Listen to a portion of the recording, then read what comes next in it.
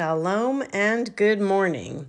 This is Rabbi Julie Hilton Danan of Seaside Jewish Community in Rehoboth Beach. I'm going to talk to you about keeping the faith. How do we keep our faith in a troubled world? Well, let me do the Jewish thing and answer a question with a question. What is faith anyway?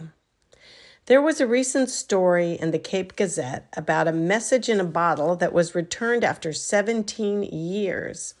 In 2007, some cousins thought it would be fun to put a message and a dollar bill in a bottle and throw it in the Delaware Bay.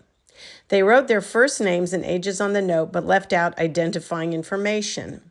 Amazingly, the bottle washed up in Ocean City in 2012. The finder tucked it unopened in a cupboard for the rest of her life, and in 2024, a family member was cleaning out her house and decided to do some detective work on social media. The now grown cousins were reunited with their bottle after 17 years. But what if we could send a message in a bottle backwards to ourselves from the future? Sometimes I imagine myself sending messages of encouragement back to myself when I was going through difficult times, saying, "You will get through this. You will learn and grow from this. Try it if you want." Picture a time in your own life that was difficult, not the worst time ever, but a challenging time. Now imagine sending a message of encouragement to yourself at that moment. What would you tell yourself? What if I could send that message in a bottle back generations to my great-grandmother and great-great-grandmother for whom I'm named? Could they have even conceived of me as a woman rabbi, living in a democracy, having a family and getting an academic education, traveling over the ocean in a magic bird, driving around in my horseless carriage? My life is unimaginable to my ancestors, just as future generations' lives are certainly unimaginable to me. We are all only mortal and see just a little of the big picture. My great-grandmother on the other side of the family was born in a little Polish village where the little shtetl, where the Jewish Polish village, where the big news was a neighbor who went to Warsaw and saw a wonder, a flush toilet. But Grandma lived to cross the vast ocean to a free life in America and eventually one day to turn on a magic box and see a man setting foot onto the moon. Who knows where future generations will journey? You have to have faith. In a sense, faith is a message in a bottle, a message of hope from the future, a message of wisdom from the past, a message of courage in the present. It's not just something for the devout. Like oxygen, we all need faith to live. Biblical faith was not a set of beliefs for the pious. When our ancestor Abraham had faith in the Lord and he counted it to him for righteousness, Genesis 15, when the children of Israel at the sea had faith in the Lord and his servant Moses, in Exodus 14, it was not a doctrine or belief that was meant, but rather an expression of trust, of faithfulness. Rabbi Louis Jacobs wrote, when the Bible and rabbinic literature use the word emunah, faith, for man's relationship to God, it always denotes not belief, but trust in God. It never just signifies belief that God exists. It's an emotional and responsive term rather than a cognitive one.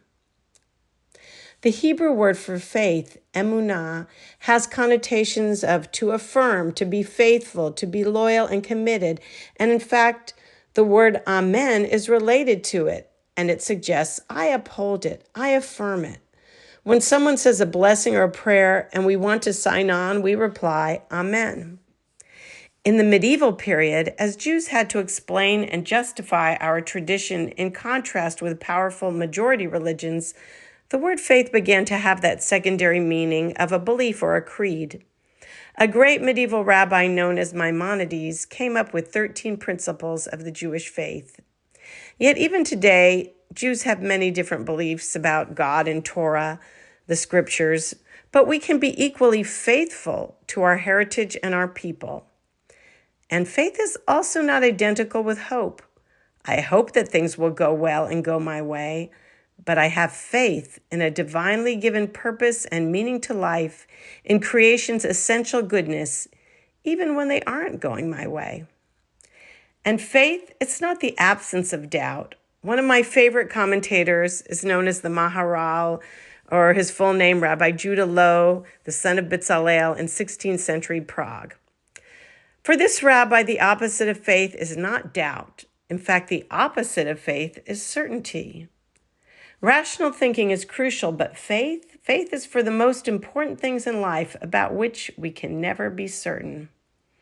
So given all of that, my personal definition of faith in my Jewish faith, and I hope for many people, is affirmation in the face of uncertainty. It is saying amen to life despite our doubts. In the modern period, I think this definition of faith as keeping the faith becomes even more potent.